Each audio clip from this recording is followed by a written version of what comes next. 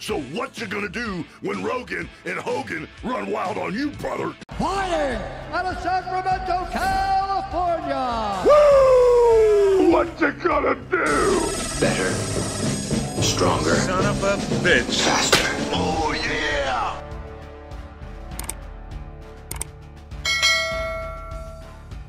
I still think the Hulkster's amazing. First of all, he's jacked. He looks amazing. Like, at his age, he's incredible. And he's the incredible Hulk Hogan, right? But he also said something that was really interesting. He said that the Hulk Hogan character defined what Terry Bollea was. You know what I mean? Like, the Hulk Hogan character helped make him a better person, make Terry Bollea a better person, because he had the 4 commandments of Hulkamania: train, say your prayers, eat your vitamins, believe in yourself. And that was what kids needed to get through life. And he was telling them this, yet he was out drinking and partying and smoking and, you know, whatever. And said that he felt guilty about it. And then, like, Hulk Hogan sort of brought him around to being a good guy, which I thought was really interesting. I think he seems like he's a great dude overall. Like, I think a lot of people didn't like Hulk Hogan, but Hulk Hogan was so popular. You have to think, like, Hulk Hogan, like, did more Make-A-Wish Foundation things than, like, Michael Jackson did. You know what I mean? He was one of the most popular people on the planet. It's hard to always be the best, you know, the best example or the best person when you're in that position. But I think the Hulkster did a pretty good job of it. You know, like, later on, they didn't get into, like, any of the weird stuff with the Hulkster. Like, how did Joe Rogan not get into, like, the sex tape and all that kind of weird stuff? Because that shit's funny. You know? Like, he didn't get the Hulkster on, like, the N-word, using the N-word, and Rogan was in trouble for that too, right? It's like, there's like a lot of Hulk Hogan gaffes that I wish, like, they would have brought up. Or you think Tony Hinchcliffe would bring it up or something? Yeah, I got the feeling that, I mean, respectfully, and I understand why, but he was really guarded the whole time. That's what I'm saying. Yeah, he was like, don't drag me down the wildness. I love Hulk Hogan, but I love to hear about people's triumphs and failures. That's what I like. I'm not saying, like, oh, he should be honest about what he did. Like, I don't really care about that. I love to hear people say, yeah, man, this really crazy thing happened to me. Like, I have crazy stuff happen to me all the time, and I love telling people about it. So I love when people are like, here's what happened with the sex tape, right? Like, I want to hear what the story from the Hulkster and hear what happened, and, like, how did this sex tape come about, and, like, yeah, and then didn't his wife have a sex tape with Bubba the Love Sponge or something? No, I thought that he screwed Bubba the Love. Okay, maybe that's it. Yeah, he did. Bubba the Love Sponge's wife or something like that. Something like that. Yeah, something like that. Yeah. And then, like, who wants to see the Hulk Hogan porno? I mean, I don't. No, I don't. I'm the Hulk Hogan's biggest fan. I do not want to see him bang somebody. It was like it reminded me of the greatness. Maybe, like, you've always been, like, very aware of the greatness and the enormousness of who Hulk Hogan is. But he's like everyone's brother. Everyone's got a Hulk Hogan story. Yeah. Tell your dad I miss him at the fields. Good luck on the greens today. I ate that shit up. I ate it up, Chris. Hey, man, my dad just wanted to say hello to you. He played played basketball in Venice Beach with you for 5 years. Tell your dad I said hello and I still love him. I haven't played basketball a day in my life. You know? Or my dad grew up in Tampa, Florida with you, and he's the one that taught you how to lift weights. And so tell your dad I love him, man, and I can't wait to see him again. I never lived in Venice Beach, you know. Right. But it's kind of like those stories come along, you know. Yeah. I have a Hulk Hogan story. I want to hear it. And I think Hulk Hogan could confirm this. Yes. So I was working at the I got a job. So I'll start at the beginning. Mark and I helped John Cena get into pro wrestling. One day backstage, Stephanie McMahon is like, "You're so amazing. I can't believe we found a talent like you. Where did you even come from?" And he said, she's like, "Who brought you into the business?" And he's like, "Oh, this cat, Chris Bell, over at Gold's Gym." He called me a cat for some reason. I don't know. and she goes, "Chris Bell." She's like, "That sounds familiar. I think my brother knows him," because I was always friends with Shane McMahon. I had known him for a long time. Like, when I went to USC, I was corresponding with Shane McMahon back then through, like, regular mail about possibly doing a film and using his father in it. Wow. And then I became friends with Shane McMahon. And every time they would come to town, I would go backstage and hang out with Shane. Like, I went to the Royal Rumble and went backstage with Shane and hung out with Shane McMahon the entire time at one of, like, the biggest wrestling events of the year. And everybody's like, "How'd you get to do that?" I'm like, "I don't know. I just met Shane, just started talking to him, thought he was cool. He thought it was cool. I was a filmmaker. You know, we just started chatting." And so then Stephanie was like, "Well, I think I know that guy. I'm going to call him. Could you have his number?" And John gave her my number. And then she just called me and said, I'd like to hire you as a writer. I'm at WWE. It's my very first day on the job. We fly out to like Roanoke, Virginia or something for, a match. And I get on a private plane, first of all. That's the exact detail I wanted to know. I get on like Air McMahon, they call it.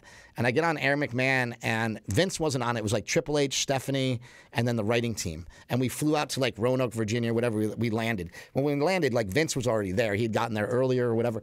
So we got there, and we do the show, and the show ends.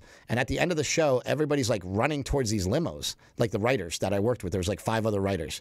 So I'm like, "Where are you guys going?" And like, "We got to get in a limo." And then I get to the limo, and they're like, "Hey, sorry, there's no room." Like they're kind of like, ribbing me, like, I guess, but they're like, "Hey man, there's no room. You're going to have to ride with Vince." And they're like laughing at me, like, "Haha, you have to ride with Vince." And I'm going, I don't get why haha. They didn't like riding with him because he was the boss. But I fucking love Vince McMahon. So I always loved riding with him. I actually, from that day on, I chose to ride with him. But what happened in the limo the first day is just a testament to how these wrestlers love to rib you and love to fuck with you. So I get in the car, and it's Hulk Hogan, Mean Gene, and Vince, and me. Oh, Those are the 4 God, people in the car. And a so driver. surreal. So Hulk Hogan, Mean Gene Okerlund, Vince, and me. And Hulk Hogan cracks open a beer, and he takes a sip. And Mean Gene like cracks open a beer, and they do like a little toast, and they're drinking beer in the back of the limo. And Hulk Hogan grabs a beer. He goes, "Hey, brother," and he throws it over to me. The coolest thing I've ever seen. Gives me a beer. I have it in my hand. They go to Vince. "You want one?" Vince is like, "Nah, I'm good."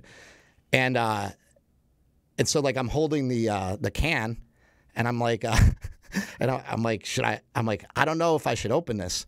And they're like, "Why not?" And I'm like, "Well, because again, am I still working?"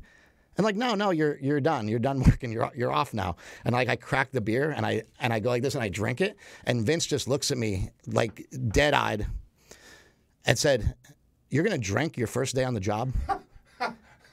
And he held it for like 30 seconds. Oh. And it was the most uncomfortable 30 seconds of my life. I'm sitting here with like a beer can like this, like frozen, not knowing what to do. And then he just breaks down in laughter. He's like, "I'm just fucking with you." Oh, that's great. And you're still a young man, and these are just salty vets, legends of their industry. Well, they're having a fun with you. The first day I took a commercial That's flight. Incredible, dude. The first day I took a commercial flight for WWE, I got on the plane and my feet always hurt. So I like taking my shoes off when I get on the plane. So get on the plane, I kick my shoes off, I put them under the seat in front of me. I get up, so I wake up because I fell asleep, and I wake up and my shoes are gone. I'm like, "Oh fuck." I said, "Did I put them up in the bin? I started like get up, and I tried like looking in the bin while the plane's still going and stuff, and looking for my shoes. I can't find them anywhere. Finally, like the plane lands, I have no fucking shoes. I'm like, what the fuck do I do? And like everybody gets off the plane. I'm looking, and then like one of the refs pops back into the plane, and he's got my shoes. He goes, "Come on, Bell, let's go." And I'm like, "Fuck, dude! Like you guys are the worst." So like wrestling, anybody involved in wrestling is gonna pull a trick on you. Like they'll shave your head at night. Like it's like a fraternity. It's a weird, you got to get like brought in by getting made fun of or they call it ribbing, I mean, very, very boys culture, very men culture, right? Yeah. Very. We fuck with very... each other a little bit. It's how we make a test.